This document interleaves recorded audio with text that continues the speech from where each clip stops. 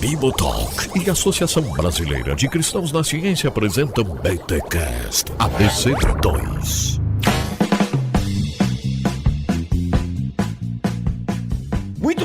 Muito bem. Começa mais um BTcast ABC2 de número 44. Eu sou o Rodrigo Bibo e, querido ouvinte, fica tranquilo. Eu também não sei nada do que eles vão dizer aqui hoje, não. Antropoceno, me senti numa aula de biologia do ensino médio. Não sei se é biologia ou alguma equação matemática. Tô viajando aqui, galera. Vem com a gente, porque o assunto é importante. Se não fosse, a ABC2 não traria pra nós aqui. Então, te acalma e vem com a gente que a viagem vai ser louca.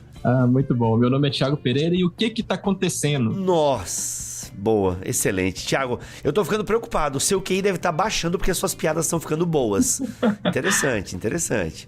Porque quando um pastor, por exemplo, começa a fazer piada boa, o ministério tá fracassando, provavelmente. Bom, olá, gente. Sou o Luiz Adriano e eu também estou perdido, também não sei o que está acontecendo. Nossa, velho, o que tá acontecendo, hein? Vamos lá, gente, mais um BTcast da BC2, como você sabe, é aquele podcast aqui na família Bibotalk que associa fé e ciência e fé. São mais de 44 episódios. Sim, esse aqui é o episódio de número 44, mas antes de ter o BTcast ABC2, a ABC2 já fez alguns podcasts com a gente. Então, digita aí no Google ABC2 Bibotalk ou ABC2 BTcast e você vai ver tudo que nós já produzimos em parceria com a Associação Brasileira de Cristãos na Ciência.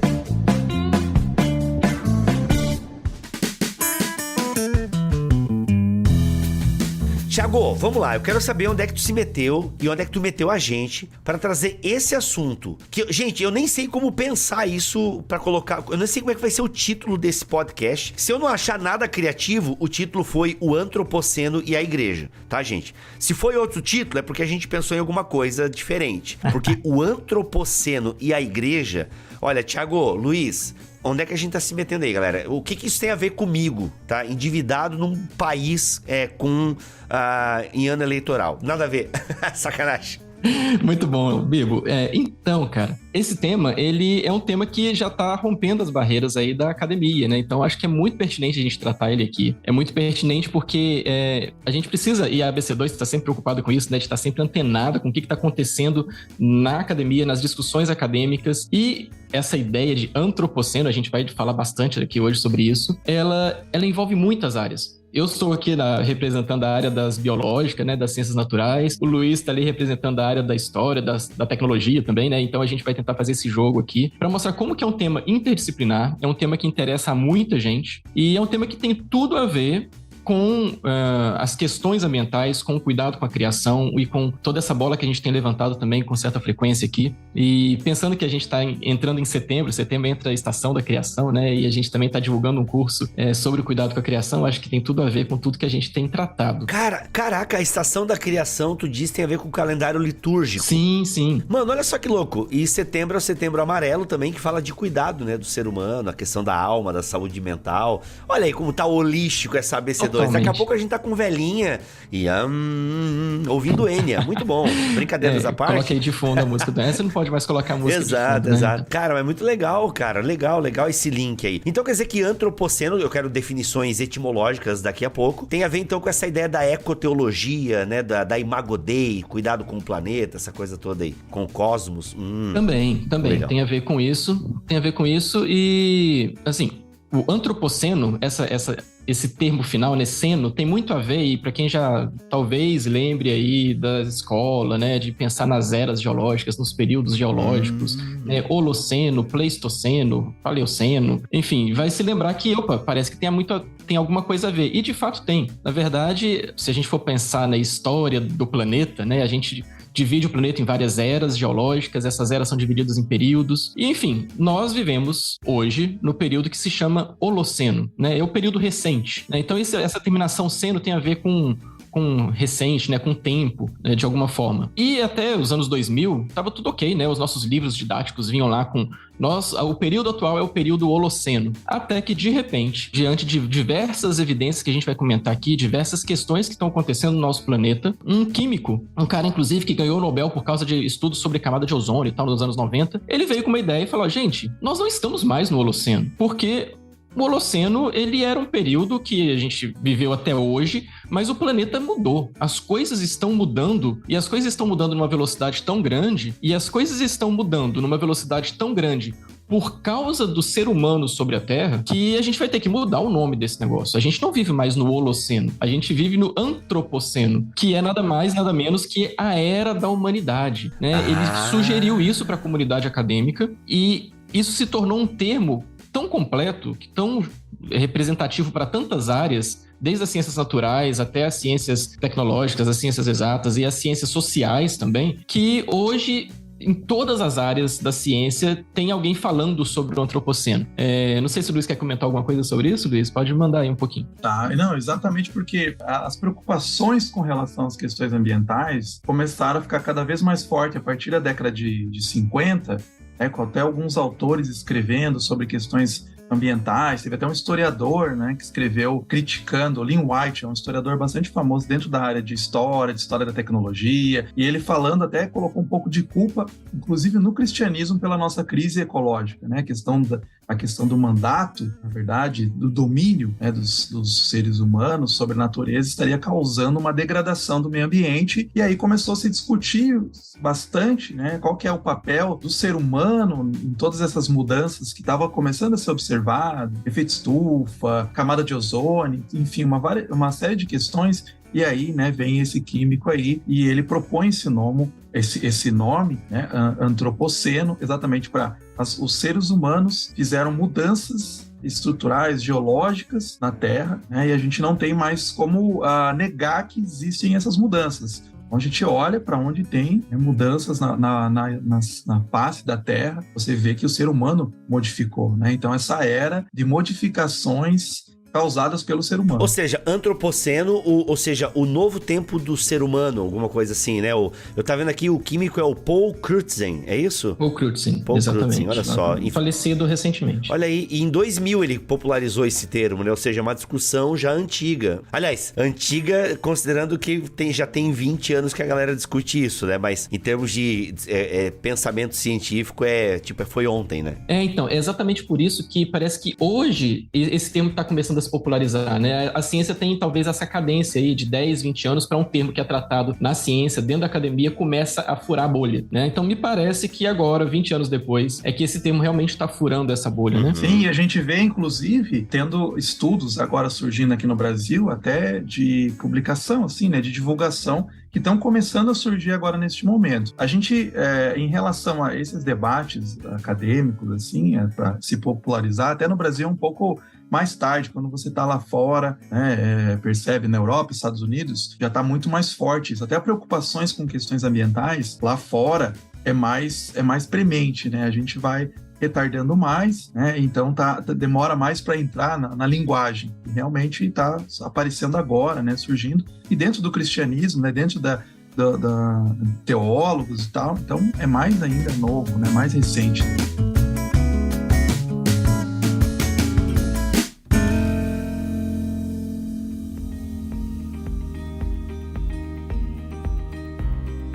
Tá, ô Thiago, deixa eu pegar só um gancho aqui de uma frase tua que eu quero entender melhor. Não sei se foi o Crutzen ou outra pessoa que meio que colocou a culpa no cristianismo por conta do cultivar e guardar, que nem sempre foi cultivar e guardar a tradução, né? Mas a questão do domínio, aquela coisa toda. E se as minhas aulas de filosofia não falham, o nome Chico Toicinho, né, o Francis Bacon, tá ligado nesse rolê aí de uma leitura equivocada do Francis Bacon. Ou seja, o mesmo cristianismo que deu espaço para as ciências naturais, ou seja, gente, a criação não é Deus, pode explorar, vamos lá. Então a acusação é essa, gente, vocês abriram a porteira demais e a galera também explorou ao ponto de o negócio não conseguir se renovar. Queria entender um pouquinho melhor essa acusação feita ao cristianismo de que a gente é um pouco responsável por esse antropoceno, poderia fazer essa afirmação, ou pelo caos que tá o negócio aí. Interessante. Exatamente. O Luiz citou agora há pouco, né? O Lynn White. O Lynn White, ele lançou um artigo na revista Science em 1967, falando isso. Ele queria recapitular, né, as raízes históricas da nossa crise ambiental, da nossa crise ecológica. E ele é um cristão. né? E curiosamente ele é cristão, mas ele colocou na conta do cristianismo essas raízes históricas da crise ecológica que a gente vive, né? Justamente porque ele atribui ao cristianismo essa visão de exploração, essa visão dominadora em cima, né, da ordem dada a Deus ao ser humano lá em Gênesis 1, 28, de subjugar e dominar a terra e os seres vivos. E então ele atribui a isso, né, o problema. A questão é que esse trabalho dele parece ter sido muito duro e talvez tenha se baseado numa visão do cristianismo e não exatamente do que o cristianismo prega, né? Ou seja, talvez ela esteja baseada numa deturpação da interpretação do que aqueles textos ali, ou daqueles verbos signifiquem. Então ele vai justamente mostrar como que o Chico Toicinho, como que o Descartes, como que outros filósofos aí no início da Revolução Científica colocaram nessa ideia de progresso. A ideia de progresso que ela nasce num contexto cristão, de fato, ela nasce nessa perspectiva aí do iluminismo depois, mas a gente percebe que, na verdade, não é exatamente o cristianismo, né? É uma visão, talvez, muito deturpada do que é o cristianismo e que se usa do cristianismo como plataforma, talvez, mas constrói em cima disso algo que é totalmente anticristão, né? Ou antibíblico. Enfim, né? Teria muita coisa que a gente poderia falar sobre a ideia do progresso aqui. Eu acho que a gente não tem tanto espaço para falar sobre isso. Anota aí então, Thiago, já que você é o novo responsável pelas pautas ABC2, essa ideia do progresso é legal, dá um bom tema aí, já chama o Luiz de novo. Sim, eu acho que a gente tem um BTcast sobre capitalismo já e progresso, temos. Um livro que a gente lançou há um tempo atrás. Vale a pena procurar lá quem já tiver interesse. Aquele capitalismo, eu não lembro quem tava, acho que o Luiz tava, né, também nesse, né, ou era um outro Luiz, não lembro agora. É do Godsworth, que eu nunca sei pronunciar o nome daquele cara. O Houdsworth. Godsworth. Mas enfim, é um tema legal isso aí, o progresso, o cristianismo, o progresso, legal. Mas... Sim. O que o cristianismo tem a ver com isso, né? O que o cristianismo tem a ver com a origem do capitalismo e com o progresso que a gente vê hoje?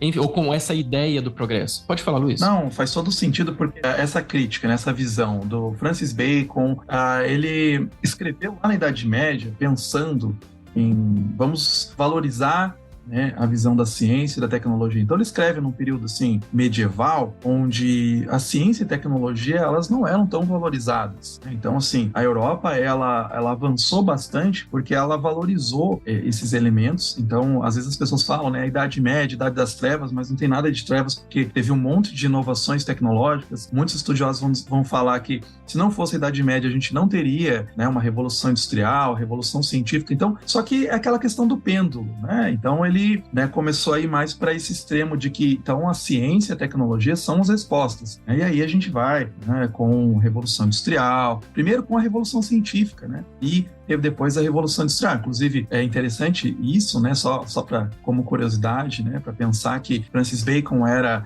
inglês, depois Revolução Científica inglesa, né, começando com Newton, depois Revolução Industrial inglesa também, né? Então é uma linha de pensamento, até a cosmovisão influenciou bastante isso, né? Esses desenvolvimentos, não é aleatório, né? E até é importante que as pessoas colocam a data, é difícil colocar quando começa o Antropoceno. Então alguns colocam exatamente ali com a invenção da máquina a vapor, do James Watt, lá no século XVIII. Porque é ali que você começa a ver que vários índices econômicos começaram, vários índices, né, de uso de matéria-prima e produção, cresceram demais, né, enormemente. Então começou a se precisar de muitos recursos naturais, esgotar os recursos naturais, né? Começou a se abusar. Então, assim, essa ideia que vem lá da Idade Média realmente teve uma participação, uma visão, mas a visão mesmo do Bacon, se você vai lá ler os textos do Bacon, né, ele tinha um pouquinho assim, né, de otimismo com relação à ciência e tecnologia, mas que se você está analisando no contexto, né, ele não era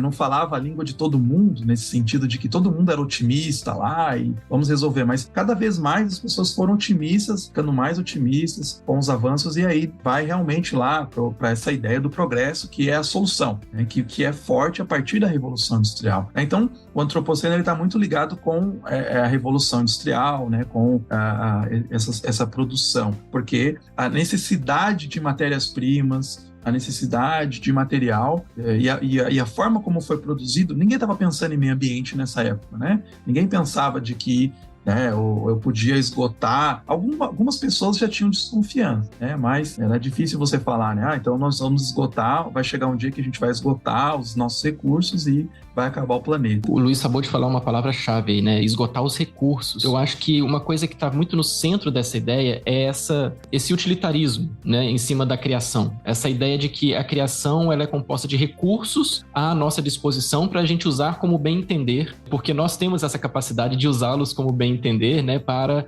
aproveitar o potencial que existem nesses recursos e aí a gente vai obter esse progresso, né? Enfim, esse artigo que a gente está falando, né? Do Lynn White, ele causou um rebuliço muito grande. Na verdade, por causa disso, ele acabou instigando muitos cristãos a oferecerem respostas, tipo, pera lá, ele tá certo? Ou ele tá sendo injusto com o cristianismo? Foi por isso que o Francis Schaeffer, em 1970, 3 anos depois, ele lançou Poluição e a Morte do Homem, né? Que é um livreto que foi direto ao ponto e mostrar qual a resposta que os cristãos podem oferecer a tudo isso que a gente vê, né, em relação a crises ambientais. Isso na década de 70, né? 50 anos depois, a gente agora tá falando sobre antropoceno e a gente tem impactos ambientais que eram sequer imaginados lá quando o Francis Schaeffer falou sobre isso. E outros cristãos, outros escritores, teólogos vieram atrás disso, e é nessa época que surge inclusive um campo acadêmico, né, que a gente já chama de ecoteologia, que não era tão pensado antes. Então o artigo do White colocando a culpa no cristianismo, e seja certo ou não, e eu acho que ele foi realmente exagerado e ele errou na culpa, né? A culpa, na verdade, está na natureza humana, está na ganância humana, enfim. Mas gerou uma discussão muito grande e foi o estupim para a gente começar a pensar em muitas dessas coisas. Legal, legal.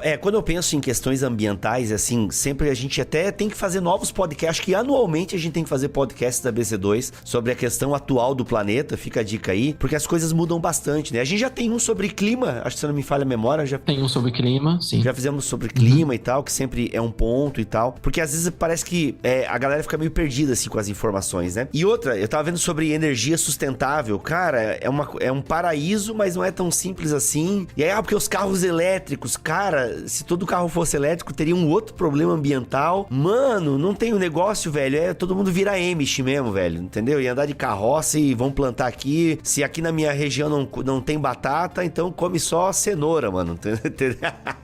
Mas brincadeiras à parte, cara, a gente realmente, assim, tá numa situação bem complicada, que às vezes quando eu reciclo lixo lá em casa, eu fico reciclando aquele lixo e tá falando, mano, bem, pelo menos eu sei que alguma família vai comer porque eu tô reciclando esse lixo, vai. O planeta, não sei, mas tem uma família que tá coletando esse lixo reciclável aqui, e tem uns que eu até ponho no lixo normal, porque eu sei que tem famílias que vão pro lixão normal reciclar lixo, então eu também quero ajudar aquela galera que tá lá, brincadeira, mas assim, cara, é muito louco, né, esse momento que a gente vive, Só um parênteses. Você falou, né, de carros elétricos. A gente precisa lembrar que carros elétricos também causam engarrafamento, né? Exato, cara. Não, tem uma série de coisas, né? Mas o pessoal se referia à questão da bateria. O problema seria a bateria do carro elétrico. Sim, sim.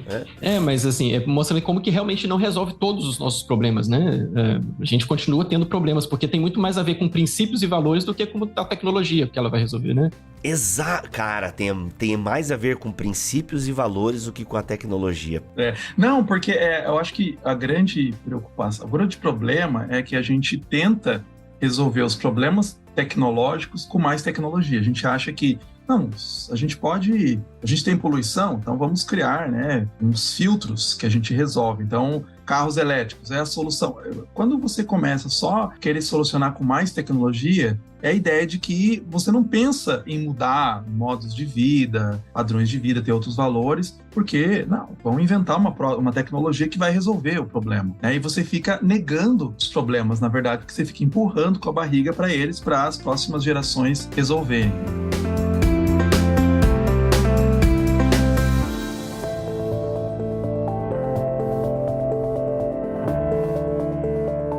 Então, gente, eu estava querendo comentar também sobre essa ideia do nosso impacto mesmo, né, sobre a Terra. Parece que muita gente tem dificuldade de reconhecer o impacto que o ser humano tem sobre a Terra. Parece que, ao mesmo tempo, nós temos um poder muito grande, né, de alterar muita coisa, mas quando a gente olha de fora, a gente olha lá aquela imagem, né, do planeta Terra, de fora da Terra, a gente não vê a gente, porque a gente é ridiculamente pequeno perto do planeta Terra, né? Parece que a gente tem um tamanho tão pequeno que a gente não conseguiria impactar um planeta desse tamanho.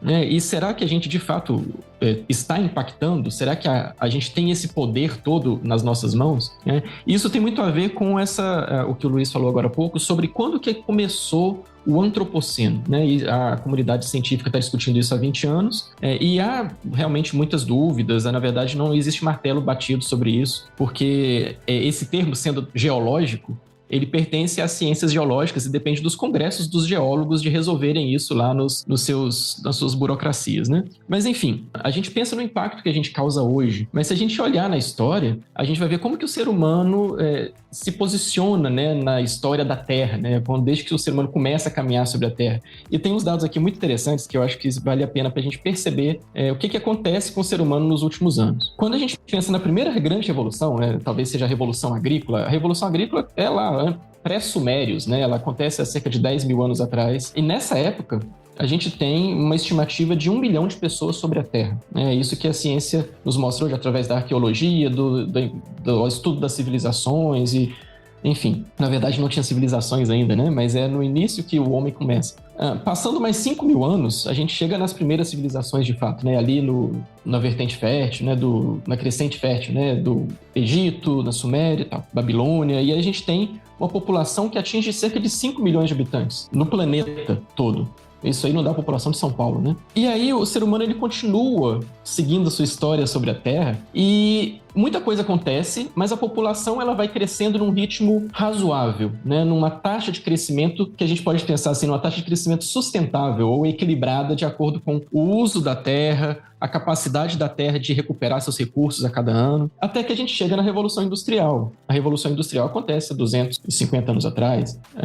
Como o Luiz falou, né? Um dos marcos possíveis para o início do antropoceno seria a Revolução Industrial. Na Revolução Industrial é quando, cerca do ano 1800 aí, é quando a população humana atinge 1 bilhão de pessoas sobre o planeta Terra. Ou seja, desde o início da humanidade até 1800, a gente conseguiu chegar em 1 bilhão de pessoas. A gente gastou muitos milhares de anos para chegar em 1 bilhão de pessoas. Acontece que esse crescimento, a partir de então, começa a ser, assim, exponencial. Ele começa a ser um crescimento totalmente desequilibrado e descompensado em relação a tudo que aconteceu antes. E olha só que interessante. O último bilhão de anos... Pensar, o primeiro bilhão de anos demorou cerca de mais de 10 mil, 20 mil anos para a gente chegar. O último bilhão de anos aconteceu em 12 anos. Ou seja, em 2010, a gente tinha 7 bilhões de habitantes, agora em 2020 a gente já tem 8 bilhões de habitantes sobre a Terra. Então esse crescimento ele realmente está sendo muito exorbitante. Isso significa que todo esse crescimento exige gasto de energia, exige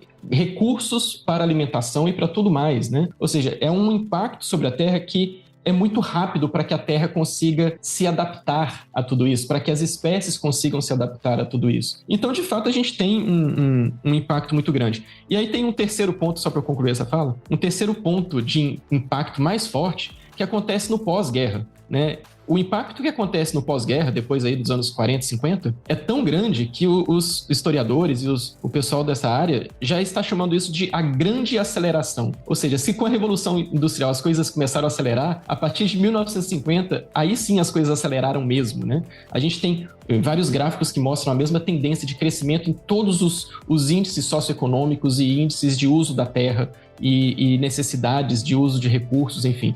Então, tudo isso representa como que o nosso impacto sobre a Terra ele é totalmente sem precedentes. Em 1800, 1700, ninguém falava sobre isso porque não havia isso sobre a Terra. Isso é algo muito recente. É por isso que a gente não vai encontrar, por exemplo, sobre isso na tradição da igreja, nos escritos dos teólogos, da patrística, né? A gente não vai encontrar nada disso, porque não era uma preocupação deles. Entendi. Luiz, uma vez eu li, e aí, cara, li na internet, né? Pode ser verdade, pode ser mentira. Eu lembro que quando teve Vingadores Guerra Infinita, o Thanos fez o estalo lá, e a desculpa do Thanos é vamos acabar com a metade do planeta porque tá faltando recurso e tal. E aí eu lembro que o pessoal citou até o nome de um teórico que falava disso, que tem que reduzir a população pra manter a qualidade de vida. Aliás, tem até umas pedras lá na Geórgia, mano, que os teóricos da conspiração amam. Alguém lembra o nome dessas pedras lá na Geórgia? Mano, tem umas pedras escritas em vários idiomas. Cara, é muito louco. Eu acho que é na Geórgia. Cara, eu já vi isso. Não, o pessoal da teoria da conspiração ama aquilo lá. E lá ela fala até, é bom manter a população população mundial em 500 mil pessoas, alguma coisa assim, tá ligado? Uma parada... Gente, eu não lembro, se você lembra, me corrige nos comentários. Mas, inclusive, essas pedras lá, que estão em algum lugar no estado da Geórgia, o cara sugere o número adequado da população. Mas, enfim, voltando pro Thanos, se levantou essa discussão. Cara, o Thanos tá certo? A gente precisa mesmo estalar o dedo e acabar com metade da população mundial? Claro que o Thanos era uma questão universal, mas se tratando do mundo, planeta Terra. E eu lembro que alguém comentou, não, cara, a teoria do Thanos, que é embasada no filósofo, ou sociólogo, ou sei lá quem, não bate. A Terra tem capacidade de suprir energia e alimento para a população atual. O nosso problema é distribuição e tal. Gente, não sei, toquei nesse assunto, a gente... O Luiz tá balançando a cabeça ali. Vai lá, Thanos, mata todo mundo mesmo. Não sei, como é que é, Luiz? Fala aí. Não, tá errado.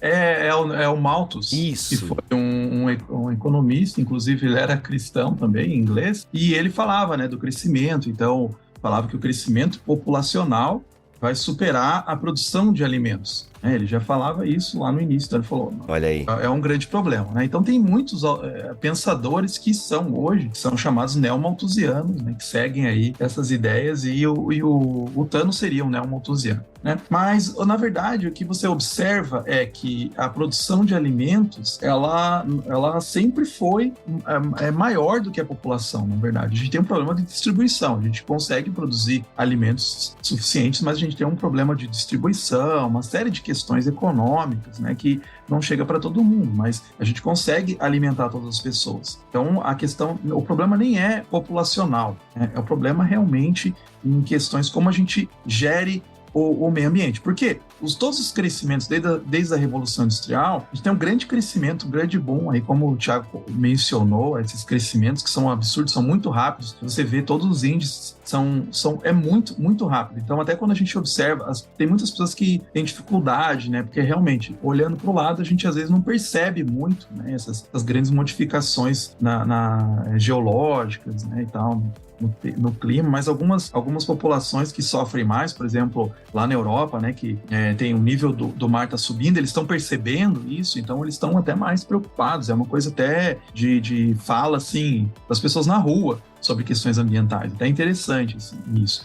Então, a questão, né, toda, porque a gente não pode, o Thanos não está correto, porque não é dessa forma que a gente resolveria, né, o problema. Isso não solucionaria o problema. Talvez solucionaria por um tempo, né, por um período ali, mas a gente consegue, criativamente, a gente tem modos de produção sustentável, que é uma coisa recente. É difícil a gente mudar, né, a forma como a gente produziu as coisas de agora, né? A gente produz isso há tanto tempo, então tem até alguns países que tinham todo um discurso, questões sustentáveis por causa da pandemia, por causa da guerra, né, com a Rússia e a Ucrânia, estão voltando a alguns modos de produção que são mais poluentes, algumas formas de geração de energia que são mais poluentes. Então, precisa ter uma grande preocupação, uma mudança, inclusive, de mentalidade em todas as pessoas, de pensar essas questões ambientais, né? Pensar os impactos ambientais, que a gente consegue produzir todas as nossas coisas de forma mais sustentável e que afete menos o meio ambiente. A gente tem essas capacidades, a gente tem já esse conhecimento e a gente pode desenvolver mais ainda. Só um parênteses aqui, galera, antes do Thiago complementar, as pedras guias da Geórgia, tá? Georgia Guidestones. E aqui o cara sugere, né? Ninguém sabe direito quem colocou essas pedras lá e tal. E tem um nome, né? Um pseudônimo e tal, que é o R.C. Christian, é o nome do pseudônimo. É mesmo, cara. Eu achei que isso já tinha sido desvendado. Achei que já tinha mostrado que era um fake, era um trem, então não tem... Não, bem provável. Aí parece até que eu tô lendo aqui, parece até que o restante da estrutura foi meio que foi destruída agora e tal. Mas ele sugere 500 milhões de habitantes. Se eu tô contando certo aqui, 500 milhões de habitantes para ter um perpétuo equilíbrio com a natureza. Aí ele fala, unir a humanidade por meio de um novo idioma vivo, controlar a paixão, fé, tradição e todas as coisas com razão moderada. Enfim, ele tem uma série de guias aqui, foi escrito em vários idiomas e tal. É muito louco isso aí, cara, é muito louco. Que doideira. Mas enfim, continua lá, galera, só essa curiosidade. Thanos tá errado e as pedras da Geórgia também. Vamos lá. É muito interessante tudo isso que o Luiz falou, e eu tô lembrando aqui que não sei se vocês já ouviram falar, que existe o Dia da Sobrecarga da Terra. Aconteceu há 15 dias atrás, se eu não me engano. O que é o Dia da Sobrecarga da Terra? O pessoal fez, eu acho que ele está em ele é analisado anualmente já há uns 30 anos, talvez, ou mais, ou 40 anos. O que eles pensam, o cálculo que eles fazem é quanto a Terra precisa, ou quanto deve ser o nosso consumo da Terra para que anualmente a Terra tenha capacidade de recuperar para o próximo ano. Ou seja, né, a Terra tem X recursos, então durante o ano eu preciso usar X recursos. Porque se eu usar mais de X recursos, eu vou entrar em débito, né? Então a Terra vai ficar devendo, e ela não vai ter condição de suprir. Ou seja, a Terra ela tem condições naturais de se regenerar a cada ano, pensando assim, né? Esse fator ano aí é arbitrário, mas anualmente é capaz da Terra poder recuperar seus recursos e a gente continuar explorando eles, né, de forma equilibrada, sustentável. Esse dia da sobrecarga da Terra foi um dia estabelecido para mostrar quando, durante o ano, que esses recursos se esgotam. O ideal é que esses recursos se esgotem no dia 31 de dezembro, no final do dia. O que acontece é que esse dia começou a vir cada vez antes. Então, existe uma média aí que geralmente em setembro, agosto, até julho, os recursos da Terra se esgotam. Nesse ano foi em julho, final de julho, esgotaram os recursos da Terra para o ano de 2022. Então, a gente já está no crédito de 2023, entendeu? A gente está pagando o cartão de crédito de 2023. Mas olha só, olha o que é interessante. O que é interessante é que isso é a média para o planeta Terra. O Brasil, ele consome menos que essa média. Então, o Brasil, ele entrou no dia da sobrecarga algumas semanas depois, agora em agosto. Caraca, mano, aí, isso vai dar ruim. Tem alguns países, por exemplo, alguns países africanos, que eles só entram nesse dia da sobrecarga no final do ano, porque eles têm um consumo muito baixo de recursos terrestres. Mas se você pensa nos Estados Unidos, os Estados Unidos, eles entraram na sobrecarga, ou seja, entraram no crédito em março. Ou seja, os Estados Unidos, por exemplo, né, são uma nação que consome 5 terras por ano. E aí, quando a gente pensa, como que a gente vai fazer, né?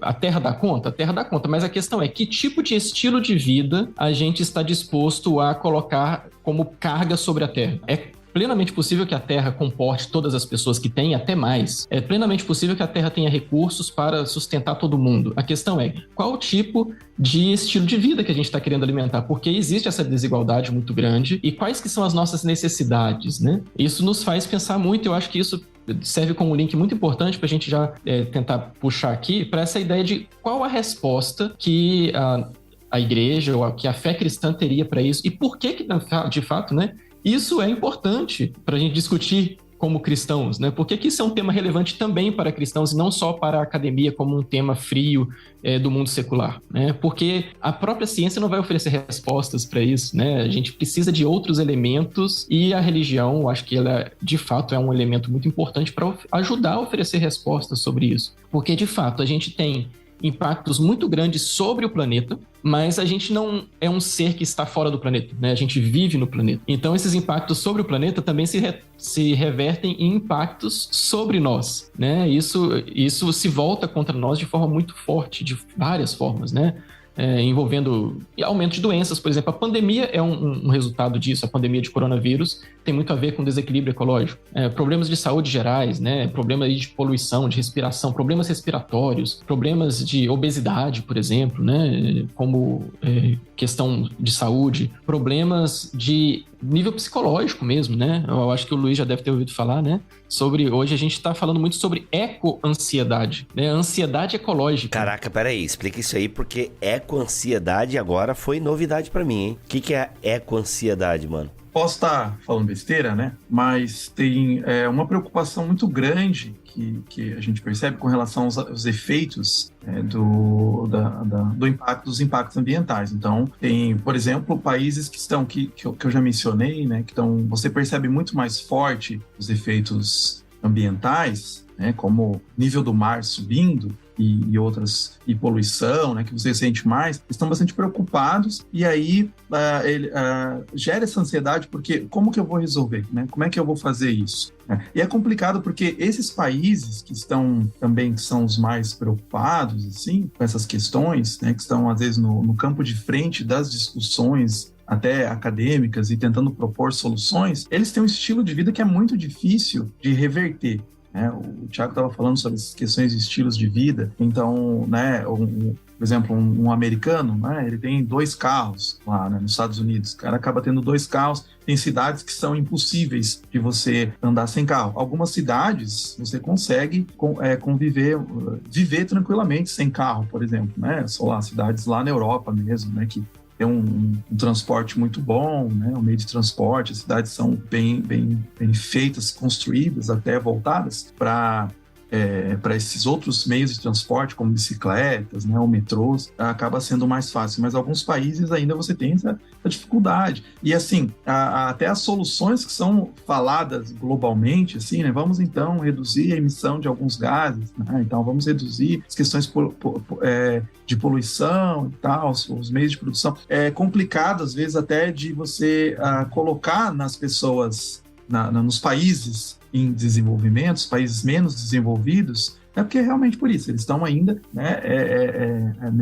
nessa implementação, indústrias crescendo, então é muito mais difícil. Países que acabam consumindo mais, né, como os Estados Unidos é um dos grandes exemplos, sempre são indicados nos relatórios, né, acaba tendo essa, digamos assim, facilidade de implementar essa questão de tentar modificar, porque eles têm grana, né, para simplesmente colocar e mudar a produção, o tipo de produção que está sendo feito, né, o tipo das linhas de produção, o tipo de materiais que são. Então, é difícil empurrar, às vezes, para os países mais pobres, né, para fazer uma mudança. É muito, muito mais complexo isso. Exatamente. Um outro ponto importante nessa ideia aí da ansiedade, né, da ansiedade ecológica, da ansiedade climática também, muita gente fala sobre isso, é que tem afetado muito as novas gerações.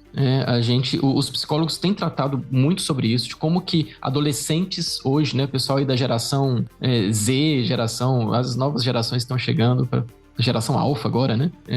Como que elas já estão se manifestando com uma certa ansiedade em relação ao próprio futuro, né? Elas veem que o futuro delas parece estar comprometido de uma forma tão drástica que eles não veem solução, eles não veem esperança, e muitos têm tido crise sobre isso. Então os psicólogos já estão trabalhando em cima disso, né? E principalmente em países de primeiro mundo, como o Luiz falou, na Europa, nos Estados Unidos, isso já é uma condição psicológica que está sendo considerada como muito importante para ser tratada e compreendida. How dare you? Tá aí a Greta, né? Exatamente. E complementando também, daí, desculpa, Thiago, daí eu volto para você, que isso se reflete, inclusive, na grande quantidade de distopias que a gente tem, né, que, em filmes e livros, que as pessoas estão, os jovens, até você tem várias distopias direcionadas, né, para o público jovem, porque exatamente essa ansiedade, né, essa preocupação. E você vê na história, sempre quando surgem distopias, como surgiu lá Admirável Mundo Novo, a trilogia cósmica do Lewis, surgem momentos que as pessoas estão muito, assim, preocupadas, né, com a tecnologia. Então, é um reflexo. Muito bom.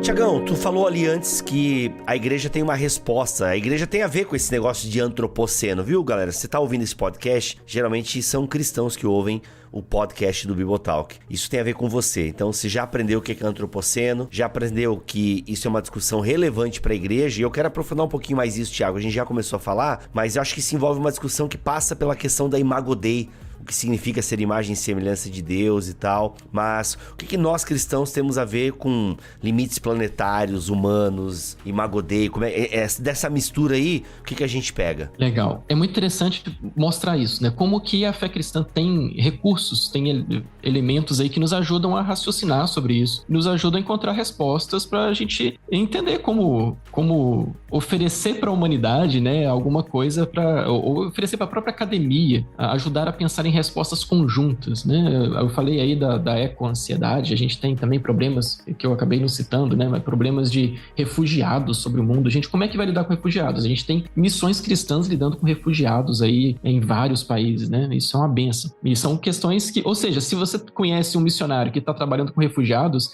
ele está envolvido com as questões do antropoceno, mesmo que ele não saiba disso. Mas quando a gente pensa nessa ideia da Imago Dei, né, da imagem de Deus em nós, isso deveria nos fazer refletir sobre qual é o nosso papel diante de tudo isso e como que nós reconhecemos o nosso impacto sobre a Terra e, na verdade, como que nós paramos para pensar qual deveria ser o nosso impacto sobre a Terra, né?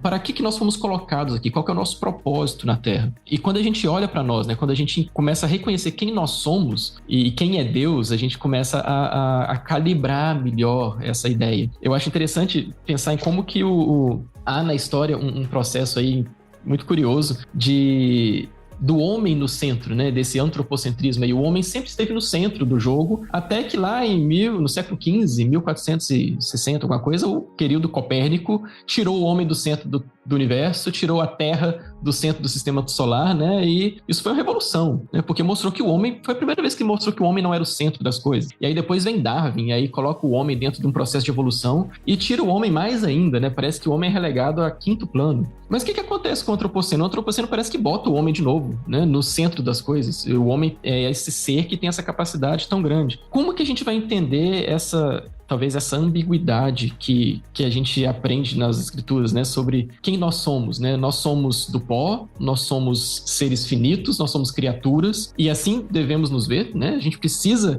botar o pé no chão. Uma coisa que o antropoceno acho que faz é colocar a gente de volta no chão, porque a gente estava inflado demais, né, nos nossos poderes, e aí o antropoceno puxa a gente de volta e fala, olha, pera lá, você pertence a isso aqui. Você está alterando isso aqui, mas você está causando riscos para você também. Ou seja, você está no centro e está fazendo cacaca.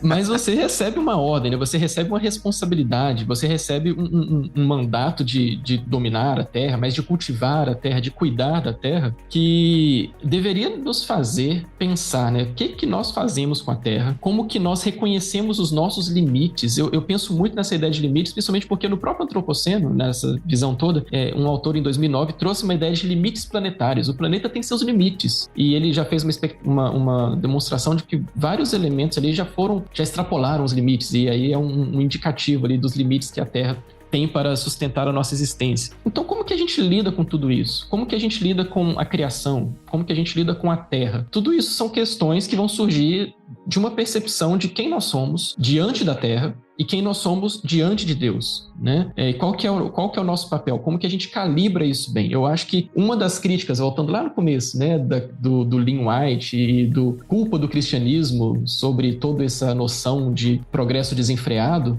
talvez seja um problema de calibragem, né? De entender que, e eu acho que o Luiz, ele colocou esse ponto muito legal, né? Que existe esse pêndulo, né? O homem, ele não consegue lidar com uma natureza dupla, ou essa natureza dual. Ou ele é a coroa da criação e é um ser que se torna deslocado da terra, ou ele é só um pó e mais uma espécie, né? Tem uns autores que não são cristãos, né? Autores seculares, que falam que o ser humano é uma espécie daninha, né, sobre a Terra. E como é que a gente equilibra essas duas coisas para que a gente não tenda para esses extremos? Esse é o nosso desafio. Sim, o Matrix, né, que falava que o ser humano era um vírus na Terra, né? Que tá estragando tudo. Porque o mamífero, ele consome até uma par. Eu lembro, cara, como eu já vi Matrix mais de 30 vezes, né? Aliás, meu primeiro beijo na Alexandra foi assistindo Matrix. E eu gosto tanto do filme, cara, que eu esperei o filme acabar pra ir pra cima, entendeu? Vamos assistir o filme é bom pra caramba, depois a gente faz outra coisa. Uma linda história de amor. Uma linda história de amor, entendeu? E ele é muito legal esse discurso do Smith pro Morfeu, né? Olha, vocês não deviam ser classificados como mamíferos, pois segundo o Smith, o mamífero, ele consome ali o meio ambiente até um certo momento, quando ele percebe que ele vai danificar o meio ambiente, os recursos, ele então migra para outro. Gente, não sei se isso procede biologicamente, mas é o discurso do Smith pro Morfeu, tá? E já o vírus não, o vírus ele acaba com tudo até mesmo e se autodestrói, né? O vírus ele mata o hospedeiro, o mamífero não, enfim, mas é uma boa analogia. Continua, Luiz, porque como falou referência a Matrix aqui, eu nem precisei tomar café, já deu até um up aqui já. Não, porque faz todo sentido. Eu acho que a gente criou esse mito do crescimento ilimitado, né? Que a gente pode e não tem limite, a gente pode crescer, né? Extinguir a natureza. Por isso que essa questão do domínio sobre a natureza foi bastante criticada, né, por Lynn White, né, por outros, e alguns vão mostrar aqui, né, fazendo toda essa crítica de se realmente faz sentido totalmente essa crítica, mas essa análise aí do Lynn White, né, mas que inclusive essa linguagem do domínio, que até foi emprestada, né, aí, ou roubada, né, às vezes, dos cristãos, mas que é usada na história, aí, principalmente no século XIX, para legitimar o que eles estavam fazendo, e até hoje é usado, né, a gente tem que dominar, né, sobre natureza, a gente tem que modelar a natureza. Agora a gente tem um conhecimento muito forte de ciência e tecnologia, então a gente tem os poderes de moldar a natureza à nossa vontade. A ideia, inclusive a mesma ideia do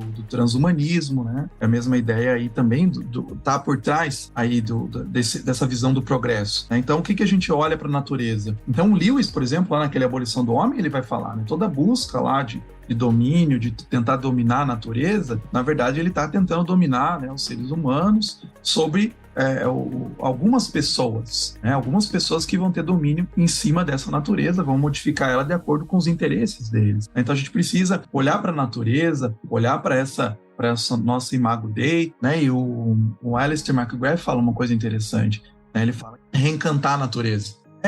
Ir lá e abraçar a árvore, mas é valorizar a origem e o significado divino da natureza, né? E ver como que a gente pode apreciar essa natureza, fazer uso dessa natureza, né? Mas não esgotando ela totalmente, né? Mas como que a gente pode usar, né, ela para ganhar, né, ou melhorar as nossas condições, trazer, né, uma vantagem, mas não, né, extinguindo totalmente, né, que é isso que a gente vê essas soluções, às vezes, tecnológicas, né, que a gente pode resolver, lá para frente a gente vai resolver. Então é pensar responsavelmente, como que eu posso fazer uso da natureza de maneira responsável, né, de que eu vá possibilitar a continuidade da vida na Terra, né, como que eu vou? Então, se eu pegar e queimar toda a Amazônia, será que, né, cortar toda a Amazônia, será que isso vai proporcionar uma vida boa, uma continuidade da vida? Então, como que a gente pode pensar responsavelmente essa utilização da natureza? E a gente tem formas, a gente precisa de muita boa vontade. E aí, tem muitos cristãos, né, que estão pensando nisso, já sobre meio ambiente, mesmo antes de pensar sobre essa questão específica do antropoceno, né, mas questões ambientais,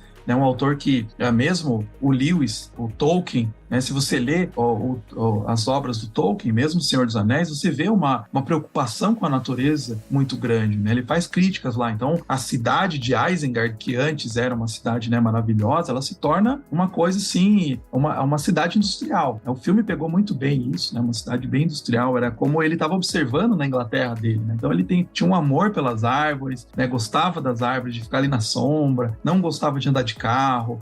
Ele tinha essa preocupação ambiental muito forte e ele colocou isso, né, para tentar até mostrar a importância disso para os cristãos ou para quem ia ler a obra dele. E outro autor que eu gosto muito, né, que dá umas soluções assim, como que a gente pode, como cristãos, como indivíduos, fazer modificação, fazer uma mudança. Também não é só assim com legislações globais, com grandes movimentos, também a gente consegue fazer na nossa localidade. É o Jacques Ellul, né, que ele tinha uma crítica à técnica, né, ele não usava a palavra tecnologia, ele fazia uma crítica à técnica, ao desenvolvimento desenfreado, né, essa visão de que tudo a gente pode resolver com tecnologia, a mentalidade até, né, tecnológica, de que, né, a gente precisa de mais tecnologia, como que a gente vai viver sem tecnologia? A gente precisa investir em mais tecnologia. Ele fazia essa crítica e ele cunhou, né, essa expressão, né, de que pense globalmente, mas haja localmente. Então você tem problemas globais, aquecimento global, questões do antropoceno, né, que são gerados pelo ser humano, mas a gente tem que começar a pensar em questões locais. Como que a gente pode modificar a nossa localidade, a nossa comunidade, né, a nossa cidade? Como que a gente pode pensar em meios que não degradem o meio ambiente, tanto o meio ambiente, como que a gente pode pensar, né, de uma maneira assim a ser mordomos da criação na nossa região, né? Começar a pensar por aí. Eu acho interessante que além disso tudo, né, uma das coisas importantes é quando a gente lida com essa expectativa escatológica, né, assim, essa ansiedade, como eu falei, né, dos jovens hoje que não olham para o futuro e não tem mais esperança, a gente lida com isso, mesmo não sendo cristãos, nós lidamos com essa expectativa do futuro. A gente acho que não tem tempo para lidar muito sobre isso agora aqui, mas lembrando que a gente tem um podcast sobre o fim do mundo, que a gente gravou com o Kenner também, Kenner Terra, e ficou muito bom, e foi com o Alexandre também, que é físico, também da BC2. Tem sobre ecoteologia também, com o Guilherme de Carvalho, muito legal também, a gente abordou algumas coisas que falamos aqui. Eu tava nesse também. Tu tava, né? E tem muita coisa pra falar, realmente tem muitas coisas. Então, pensando nisso tudo, né, que o Luiz colocou, eu gosto de perceber como que a Bíblia toda, dependendo de como a gente olha para ela, né, ela também demonstra uma preocupação ecológica, assim, e os últimos anos, talvez, a gente tem visto muitos teólogos colocando essa lente, né, também para ajudar a olhar para as escrituras a partir de um ponto de vista ecológico e pensar o que a Bíblia diz sobre isso? Ou será que a Bíblia diz algo nessa perspectiva, né? E quando a gente vai vendo o desenrolar, né, principalmente no Antigo Testamento ali, o desenrolar do povo de Israel sendo formado, do povo de Israel peregrinando no deserto, a gente vai ver que existem muitos indícios de relacionamento do povo com a terra. E eu gosto muito de olhar, né, ali em Levítico, Deuteronômio, a gente tem muita coisa. Levítico, por exemplo, tem uma citação que eu acho que vale muito a pena ler aqui agora, né? Levítico 26, de 3-6. Se vocês seguirem os meus decretos e obedecerem aos meus mandamentos e os colocarem em prática, eu lhes mandarei chuva na estação certa, e a terra dará a sua colheita, e as árvores do campo darão seu fruto. A debulha prosseguirá até a colheita das uvas, e a colheita das uvas prosseguirá até a época da plantação, e vocês comerão até ficarem satisfeitos e viverão em segurança na terra de vocês. Estabelecerei paz na terra, e vocês se deitarão e ninguém os amedrontará. Farei desaparecer da terra os animais selvagens, e a espada não passará pela terra de vocês. Eu acho que muitas vezes a gente lê esses textos e não se dá conta da perspectiva ecológica desses textos. Mas o que ele está falando aqui é de uma terra abundante, né? Uma terra que dá fruto, uma terra que frutifica, porque não é só Deus que está fazendo ela frutificar, mas Deus está em parceria conosco fazendo a terra frutificar, porque nós estamos cuidando da terra, nós estamos cumprindo o mandato lá de Gênesis 1 e Gênesis 2, né? Nós estamos fazendo o que Deus nos ordenou a fazer, ou seja, nós estamos cumprindo nossos propósitos e quando nós cumprimos nossos propósitos, a terra dá fruto. Mas aí também tem as suas maldições, né? Tipo, se a gente não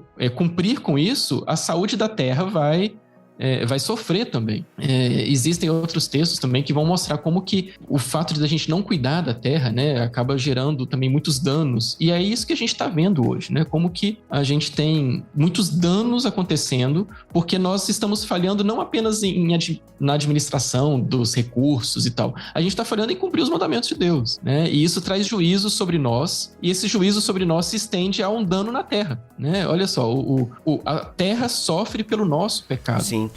Um caso que eu lembro agora é, por exemplo, na pandemia, o turismo em Veneza acabou. Cara, é incrível como a ação humana... E aqui, gente, eu sei que tem famílias que vivem do turismo e deve ter sido muito... E se eu tiver que escolher entre um golfinho nadando em Veneza e uma família pagando as contas, obviamente que eu vou escolher a família pagando as contas e vivendo e tal, né? Eu sou pró-humano. Mas é um fato interessante que a presença humana, né? Isso aconteceu em vários lugares, né? Turísticos, né? Onde, de repente, os animais voltaram pra região e tal. Então, Veneza ficou ali totalmente limpa e tal. Então, a galera começou a ver animais, peixes, golfinhos que há anos não viam. E isso é muito louco, cara, porque aí tu percebe que a ação humana, uma ação turística, ela degrada aquele ambiente, né? Que era para os animais estarem vivendo ali tudo e tal. Então, de fato, a nossa ação, ela compromete. Cara, se tu assiste aquele documentário Nosso Planeta, tu percebe um pouco. É muito legal esse documentário da Netflix. Cara, ver esse documentário é louvar a Deus, assim. Tu vê a perfeição da criação e como a nossa presença tem afetado todo um ecossistema, né? Que é o que a gente tem discutido aqui ao longo do programa. Sabe uma coisa interessante? É que a gente chegou num ponto que a gente precisa de documentários sobre a natureza para ver a natureza. É curioso isso, né? Tem alguns especialistas também, né? Alguns psicólogos e tal, e que tem um cara que até cunhou o termo, né? Ele cunhou o termo déficit de natureza. A gente que vive num ambiente urbano, extremamente urbano, selva de pedra, a gente vive com déficit de natureza. E quanto mais déficit de natureza a gente tem, mais desconectado dos ecossistemas parece que a gente se torna, né? A gente não sabe mais de onde vem o leite da caixinha que a gente toma, a gente não sabe de onde vêm as frutas que a gente come, a gente simplesmente pega tudo pronto, ou a gente come no próprio McDonald's mesmo, né? A gente não sabe o que acontece ali para aquela comida chegar até nós, mas a gente não vê a natureza. E esse elemento, né, de olhar a natureza, de ter o pé no chão, existe inclusive agora turismos para você colocar o pé na terra, né? Assim, porque tem pessoas que isso... Uma coisa que era banal para os nossos pais, parece agora você tem que pagar para fazer. E essa sensação, né, de conexão com a natureza, ela muda os nossos neurônios, né? Ela muda a nossa conexão com a natureza. Os próprios... E isso, inclusive, tem estudos sobre isso, né? Era quase um parênteses aqui. Tem estudos que mostram que elementos químicos que as árvores jogam no ar, que gera aquele cheiro de floresta, né? Eu sou biólogo e cheiro de floresta é uma coisa maravilhosa. Aquele cheiro, aquilo muda as nossas conexões neurais, aquilo nos ajuda a se conectar melhor com o ambiente. E quando a gente perde tudo isso, a gente perde o sentido de por que eu devo cuidar, por que eu devo me importar, inclusive por que isso importa para Deus, né? Porque eu nem vejo mais isso. Então, a gente resgatar essa capacidade de contemplação, essa capacidade de se maravilhar. Um primeiro caminho talvez seja, né, assistir o Nosso Planeta, que é maravilhoso, né? O David Attenborough é um cara fantástico. Mas vamos além disso, né? Vamos tentar procurar a natureza onde a gente mora, levar nossos filhos, né? Eu morro de tristeza dos meus filhos viverem num apartamento e mal conhecerem árvores frutíferas, assim. Tu fala dos pais, mas, cara, eu brinquei no meio do mato. Aliás, ontem à noite estava vendo o primeiro filme do Predador novamente e, cara, eu brincava de Predador. Eu morava num bairro que tinha muitas florestas, assim, tipo, vários ambientes e que hoje em dia são tomados por indústrias. Olha só que parece cena de filme distópico mesmo, mas é verdade. Hoje, para meus filhos verem mato, animais, eu tenho que ir em parques, alguns até eu tenho que pagar para eles verem. Então, assim, você percebe que a área verde cada vez mais é ausente nas cidades e tal. Então, você, para ter uma experiência no meio do campo, você tem que pagar. Você tem que ir para um resort, você tem que ir para um hotel fazenda, ou para um bairro distante, né? Para você ter um contato com um rio, por exemplo, aqui em Joinville tem muitos rios, assim, perto e tal. Bairros que você anda e tem rios, cachoeiras e tal. Mas isso tá cada vez mais difícil e tal, né? Então... é punk, cara, é punk. Essa falta de contato, assim. E eu lembro quando eu voltei no meu bairro de infância, cara, como é que tá a floresta? E, mano, quando eu fui ver, não tinha mais a floresta, sabe? Tinha árvore que a gente chamava rabo de peixe. Rabo de peixe não, cauda de peixe. Cara, a gente chamava de rabo de peixe, mas não é rabo, né? Mas enfim, a gente chamava de rabo de peixe. Que ela parecia assim, né? A raiz dela parecia assim, aquela cauda do peixe e tal, coisa mais linda. E, cara, não tem mais nada lá, tudo indústria, estacionamento, prédio. É isso, mano. A gente vê, quando você viaja pela BR, você percebe assim, mano, ali não era uma área verde? Agora já estão explodindo pra fazer brita, saibro, sei lá o que eles estão fazendo, explorando de lá, mas era uma área verde que agora não é mais verde, é pedra, né? Então é muito louco isso, cara. Você vai sentindo assim, né? Você vai vendo a olho nu a parada. E a gente vê como eu disse, né? Como que nas escrituras a gente tem essa preocupação ecológica, né? A gente tem a própria instituição do Sabá, do ano do jubileu, né? Os anos de descanso da terra. Eu sempre tenho comentado isso sobre como que isso parece ser um escândalo pra gente hoje, né? Como que o nosso sistema hoje aceitaria uma terra descansar por um ano? Ou como que a gente aceitaria, por exemplo, devolver a propriedade de uma terra para o dono anterior? Essas coisas são escandalosas diante do sistema que a gente está no antropoceno, né? Como que o ser humano se relaciona com a terra, sendo que a gente tem um modelo ali colocado para nós e como que a gente se distancia tanto disso. Eu fiquei meio até impressionado, assim, quando eu li segundo livro de Crônicas, no 36, versículo 20 e 21, quem quiser conferir aí, que depois que Nabucodonosor leva o povo pro exílio, né?